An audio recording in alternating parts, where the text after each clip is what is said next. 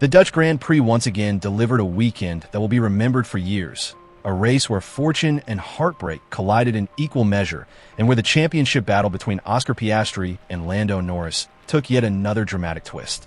Coming into the weekend, the narrative was finally poised. Norris had clawed back the deficit to just 9 points after the Hungarian Grand Prix, a sign that his relentless run of victories before the summer break had put him firmly back in the frame. But Formula One rarely follows a linear script, and what unfolded at the Dutch GP was a reminder of how fragile momentum can be in the high-pressure environment of a title fight.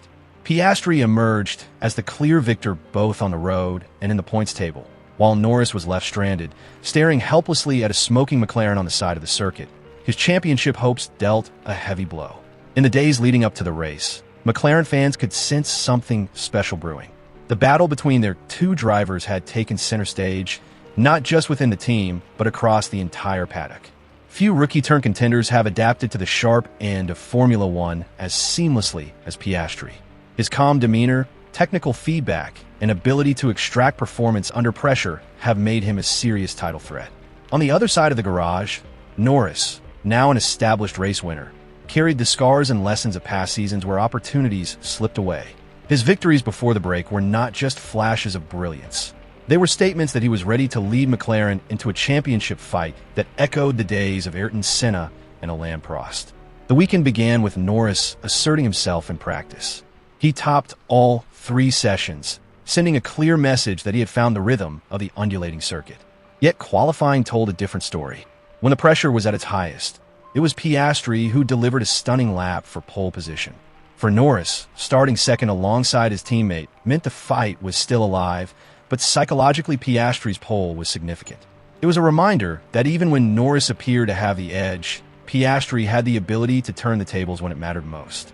The race itself unfolded in a way that showed both McLaren's tactical sharpness and the cruelty of fate. Their decision to double stack during the opening safety cars was executed flawlessly, keeping both cars ahead of Verstappen and ensuring a 1-2 formation. From the pit wall, Andrea Stella and his strategists looked to have everything under control. Piastri managed his pace with precision, controlling the gap to Norris and timing his pushes when necessary. Norris, meanwhile, stalked him relentlessly, searching for the window to attack. Fans were bracing themselves for what could have been the defining intra-team duel of the season, the kind of battle that becomes legend.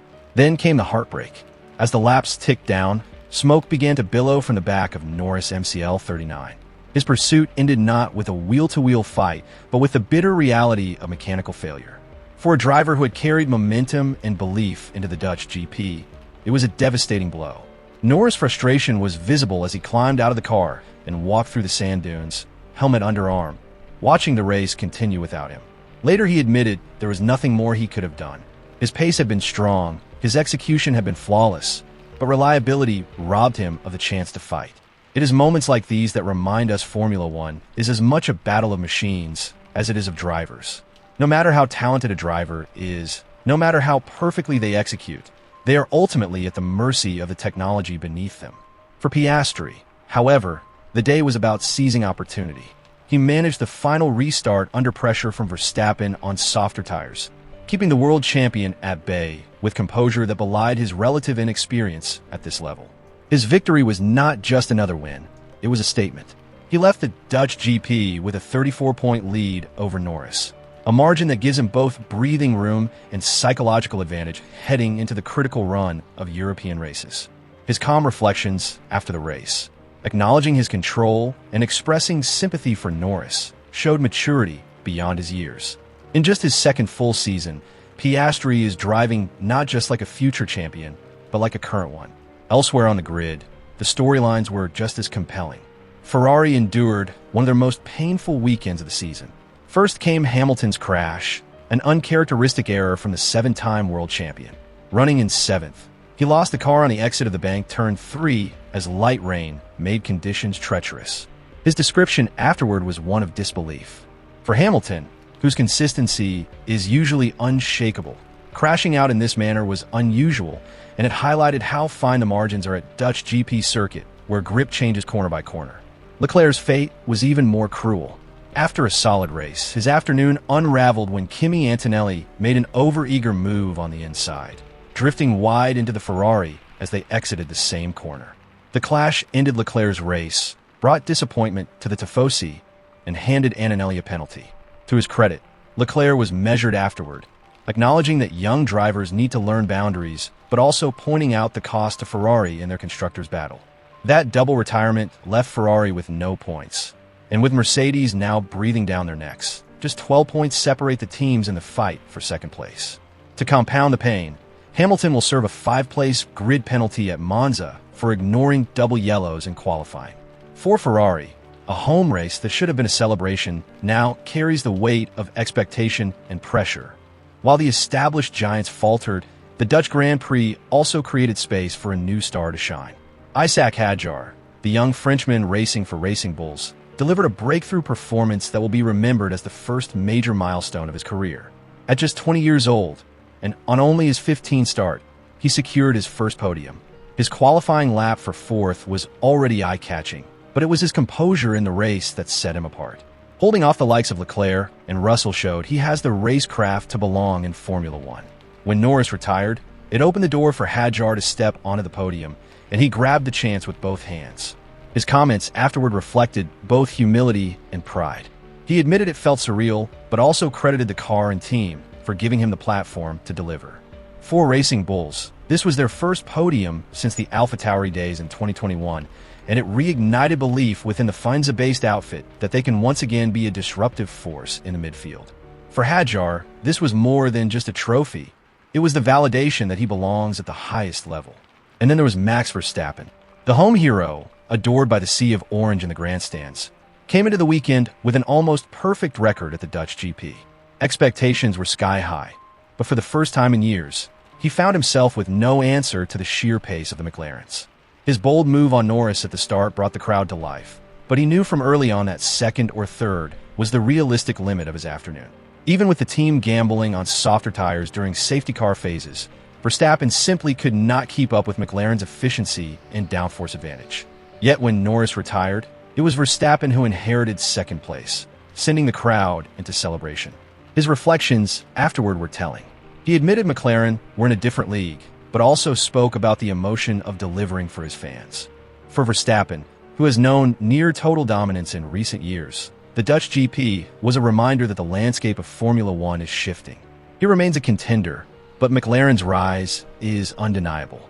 As the dust settled, the Dutch GP gave us clarity on several fronts. McLaren remained the benchmark of consistency, but they also faced the delicate challenge of managing two drivers in direct competition for the championship. Ferrari face renewed pressure as their season continues to veer between flashes of brilliance and moments of disaster. Mercedes sense opportunity to climb higher, especially with Antonelli continuing to find his rhythm, though mistakes like the clash with Leclerc highlight his steep learning curve. Racing Bulls have rediscovered belief with Hadjar's podium, a moment that could change the trajectory of his career. And Verstappen, though still adored and still in the mix, must confront a reality where victory at his home race is no longer guaranteed. The Dutch Grand Prix was a weekend that showed the full spectrum of Formula One. Triumph, heartbreak, controversy, and emergence of new stars were all packed into a race that stretched the championship picture into new shapes. Oscar Piastri took control when it mattered. Lando Norris was reminded that reliability can be as cruel as any rival. Ferrari left wounded. Mercedes saw both promise and pain. Racing Bulls celebrated their young star, and Verstappen once again carried the weight of expectation from thousands of passionate fans. For those of us who live and breathe Formula One, the Dutch GP 2025 was not just another race. It was a turning point, a chapter that will ripple through the remainder of the season, shaping how the battles ahead unfold. And as we look toward Monza, one thing is certain. This season has no intention of settling down. The drama is only just beginning, and for those who love this sport, that is exactly why we keep coming back. McLaren, faithful the home of authentic Formula One storytelling. I'm Mr. Papaya, an independent Formula One journalist and passionate voice behind a visor. This channel delivers in-depth race analysis, breaking news, driver insights, strategy breakdowns, and honest opinions across the Formula One grid. If you're a die-hard Formula One fan, you're in the right place. Here, it's not just about what happened, it's about why it matters. From team dynamics and on-track rivalries to behind-the-scenes politics, I unpack every angle with clarity, heart and a touch of papaya passion. Expect content that's personal, professional, and always fan first. Join the conversation. Subscribe to become part of a growing community of Formula One lovers who want more than just headlines. They want truth through the visor.